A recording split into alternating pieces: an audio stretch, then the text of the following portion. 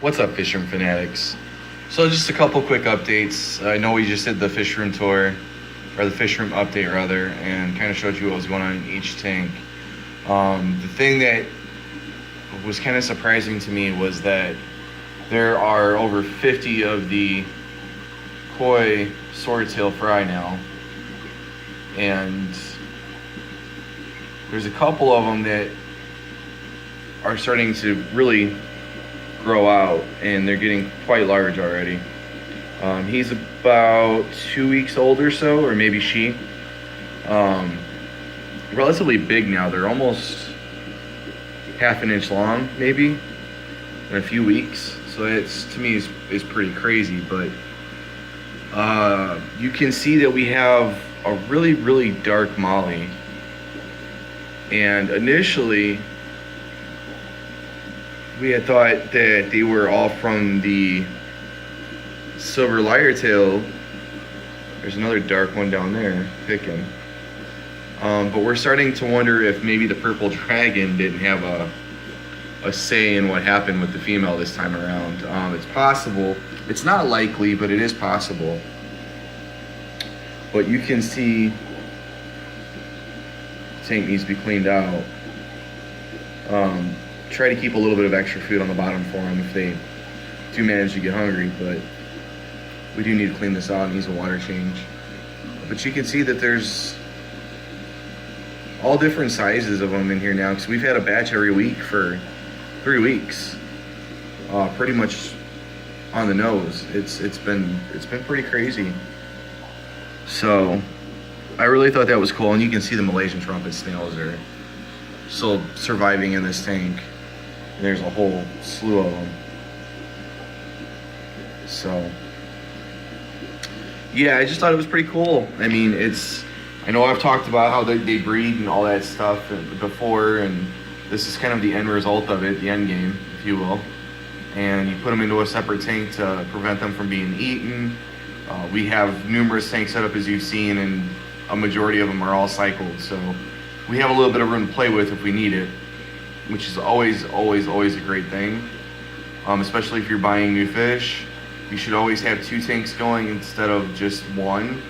If you have a well-established tank already set up that has fish and they're all alive, you don't necessarily want to buy a fish from a pet store and toss it into the mix, find out it was sick, and it ends up killing all of your other fish. So you can quarantine it, toss it into a separate tank that is cycled, ready to go. If it's sick, you have the ability to treat it without affecting any of the other fish.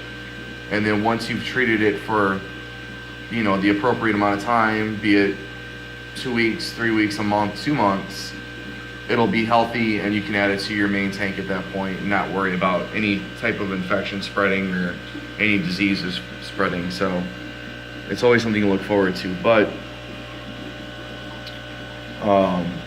you can see that there's a couple of little guys. There's 2 of the ones that are about a week old at this point, and then there's a couple of them down here that are fresh.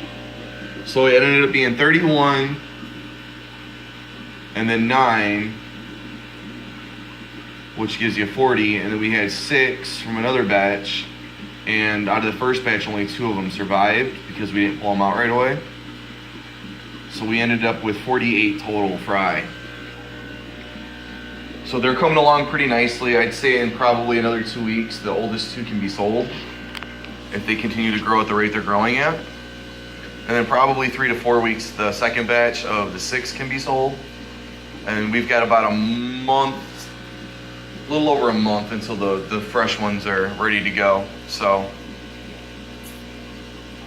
yeah, but you can see all the beautiful barbs in here. All my cherry barbs are doing really, really well. And you can see that this tank's actually a lot cleaner. It's got ram's horns in it. The tank itself is a lot cleaner than all the other ones. We don't have, the trumpet snails don't eat like the ram's horns do. Ram's horns are awesome at getting rid of a lot of gunk and muck and extra food and excess food. The trumpet snails are really good at stirring up the substrate, so you don't have to worry about ammonia pockets building up when you're cleaning it out. So we tend to leave those in the sand bottom tanks, and usually we would use the ram's horns for gravel. We put these in here because Well, we didn't. If I'm being honest, they kind of managed to migrate on a couple of the plants that we brought down here, which I'm not concerned with. I'm really not. But you can see down here we got a couple ram's horns as well, which is really good for the shrimp, because the shrimp will literally eat directly off of their shell, the ram's horn's shell, and the ram's horns leave waste that the shrimp can eat, and vice versa, the shrimps leave waste that the ram's horns can eat. So it works out. It's a nice balance, and I don't really see too many of them right now because they like to hide, and they're very, very good at hiding. But there's about 8 or 10 of them in here. There's one on the log. I think there's 2 on the log there.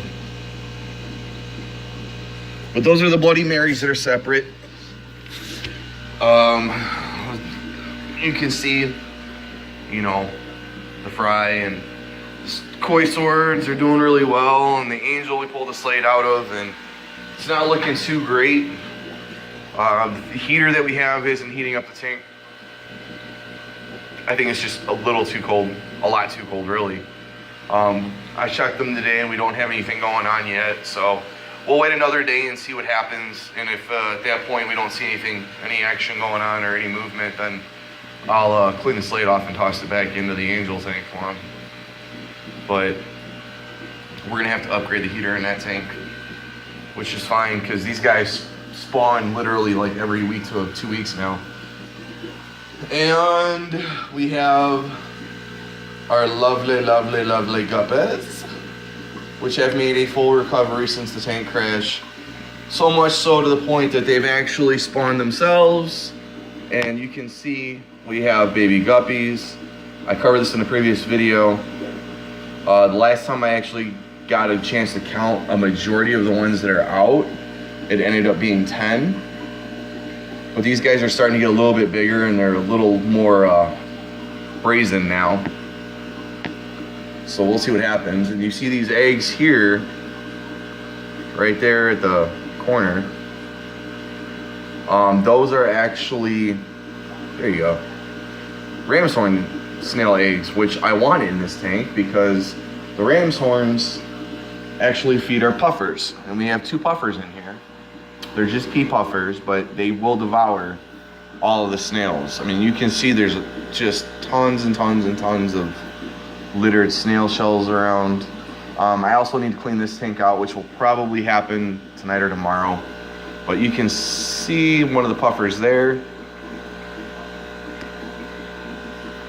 He has zero problem coming over to say hi now, very comfortable. You know, his tail's curved all the time just because he's being cautious. But he does come up now and says hi. So there's another one that's probably back buried behind one of the filters. That's where it likes to hide. From just basic behaviors, it looks like we may have severely lucked out and caught a male and a female, because this one is always out in the open, swimming around the entire tank. The other one is always hiding. And you can see very white belly. The other one, I do not know where it's at, but the other one looks like it has more of a yellowish belly. And those are just kind of a few ways to test to see if you have a male or a female to sex them out. So that's pretty cool. We got these tanks up and running, obviously. And then we got, you know, the 40, which I'm super stoked about. Finally got that going. I cannot wait. Cannot wait. Cannot wait. Oh, I can't wait. It's gonna be a month though, at least. Because I'm not gonna power cycle that tank. I'm gonna let it run because we still have to get the sand for it. It will have a sand bottom. And I'll go ahead and give you a little clue as to what's going in here. It is a group of fish that likes to play in the sand. And that's about all I'm going to say. That's why we're doing a sand-based bottom in this. And I'm not going to reveal any more than that. Just going to simply say that it's fish that like to play in sand. So yes, that's coming. Again, cycled. So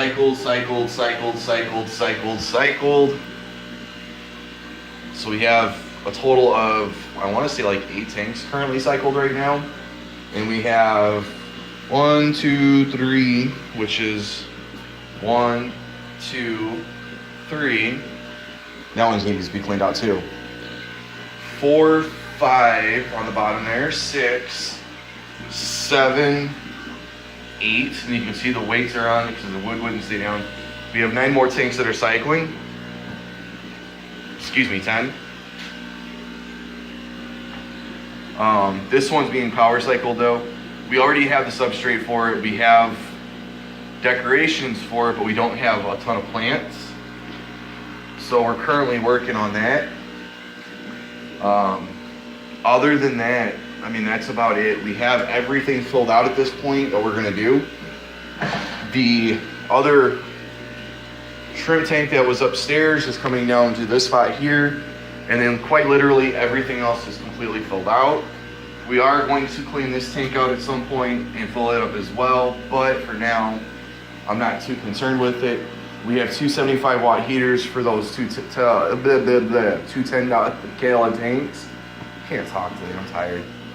Anyways, we have 2 heaters, 75 watts, that'll be used for the 2 10 gallon tanks that we have. One's currently running now.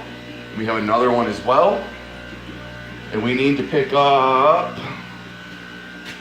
well, 1, 2, 3, 4, 5, 6 more heaters, I believe. We are not heating the shrimp tanks. And the reason why is just because the ambient temperature in here ranges between 68 to 71, which is perfectly fine for shrimp. They're going to reproduce a little bit slower. However, they're also going to live a lot longer. The warmer the water, the faster their metabolism is, the faster they grow, but it also shortens their lifespan. If you have a little bit cooler water, which they're comfortable in, they will take longer to grow, they will take longer to reproduce, however they do live longer. So you can see on this one, because we don't have it covered up yet, we have insulation on these tanks on the top, or not the top, I'm sorry, the back of them and the bottoms of them to help retain the ambient temperature. So all of these tanks run between 68 to 71, so we will not be using heaters in the shrimp tanks. We will be using heaters in the 16 gallon tank, the 55, the 40, the 20s, which are here, here, and here, and here. The 10s, which are here, when we get this one cleaned out and set up in here. And that's it. But we have to get filtration for all of these as well, which is a total of 1, 2, 3, 4, 4 20-gallon sponge filters, which I'll probably end up getting 6 because I'll use 2 of those in this. I like to have 1 filter on each side. It helps circulate the water better. It's a personal preference. It's not mandatory. It's not necessary. And a lot of people will tell you, why do that? Well, frankly, I'm doing it because I can. I prefer to have more aeration cycling and circulating the tank, so that it's constantly changing the water and everything's getting turned around, and it just, to me, provides a better atmosphere because it's not just one spot that has to drift over to the other side of the tank. When you put them on both spots, they will literally push off this way and this way, this way and this way. And as it does that, you're getting the side all the way through here completely just aerated, and it does push forward, and it takes less time to push forward simply because you have 2. So that's, in my opinion, a better way to cycle through the tank and aerate the tank. Not everyone's going to agree with me. Some will, some won't. The beauty of the hobby that we're in is that you don't have to agree. It's whatever's personal preference. I personally like having 2 of them in the bigger tanks. 20 gallons I'm not too terribly worried about because we've already showed they're cycled and they run just fine by the cherry shrimp tank that's upstairs. It's the exact same tank, exact same filter, and we've got close to 300 shrimp in that tank right now. So we're gonna bring that one down here, and we're gonna spread it out into a couple tanks, recolonize, or start colonying these tanks, and then we're also gonna order up some new shrimp as well, which won't be cherry. All I'm gonna say about it is they're not cherry shrimp. So we've already got Bloody Marys, we've got fire reds mixed in with cherries, and they're looking beautiful. But I mean, you can see on the 55, I've got 2 of them. On the 72, got 2 of them. When I get into a bigger tank that's over 40 gallons or more, I tend to want to run 2 filters. With the smaller tanks, 29 gallons and down, I'm not worried about it, simply because the tanks tend to be a little bit smaller, they're not as wide, it pushes out a lot faster, a lot easier, so I don't concern myself with those. But once you start getting over that 29 gallon territory, or if you're in like 40 gallons or higher, I tend to run 2 because it makes me feel better. I feel just a little bit safer doing it that way. And I honestly believe, again, this is my opinion, that it's helping out the fish more than just having a single filter in there. Because we tend to use hang-on back filters. This hang-on back filter that's still on there can come off at any point in time. It literally is just aerating the water. That's it. You can see there's barely a trickle coming out of it. Okay. There's no filtration in this at all. It's completely empty. It's literally just water being sucked up and used. It's burning electricity, I am aware of that, but at the same time, it's providing constant aeration as well as the filters. So, at some point I will take that out. There is a hang-on back on the 10 right now, and then there's also a hang-on back on this one.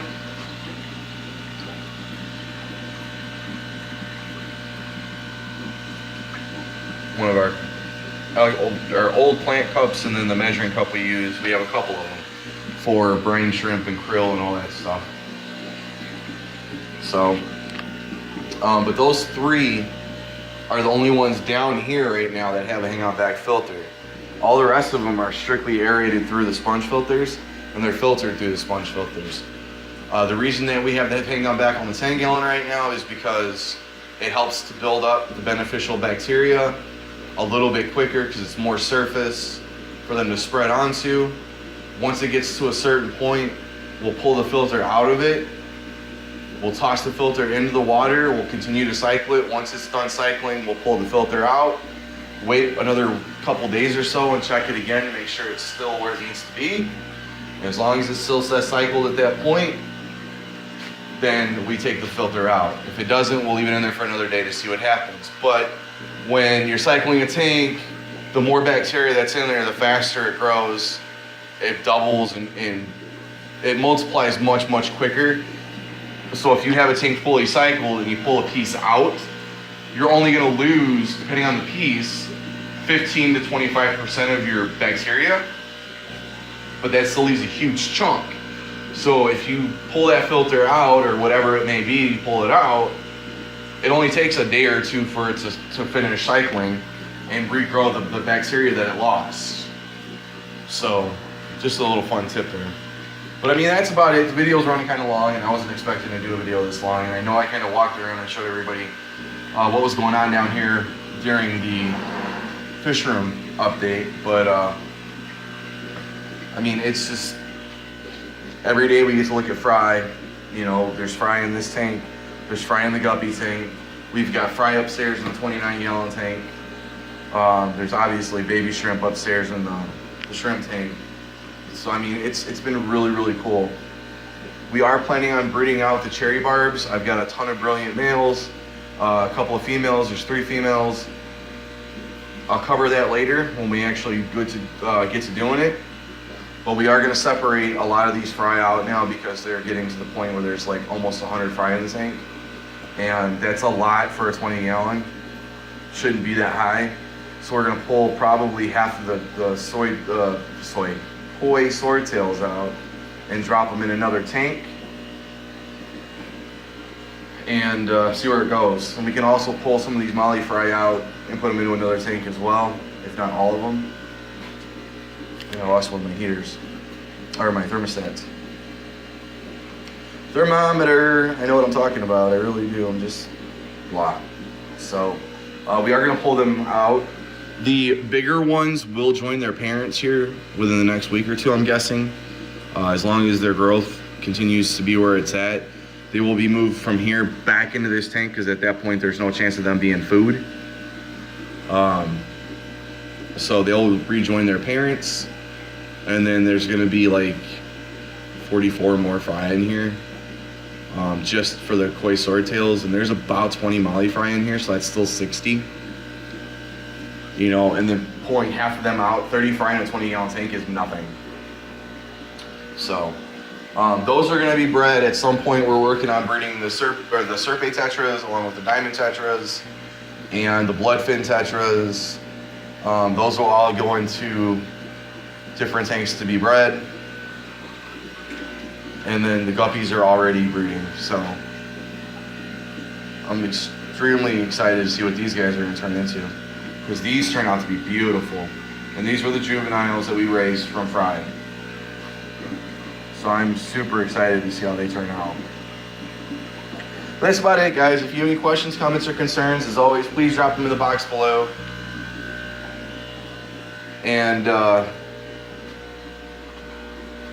if you have suggestions, we're open to them.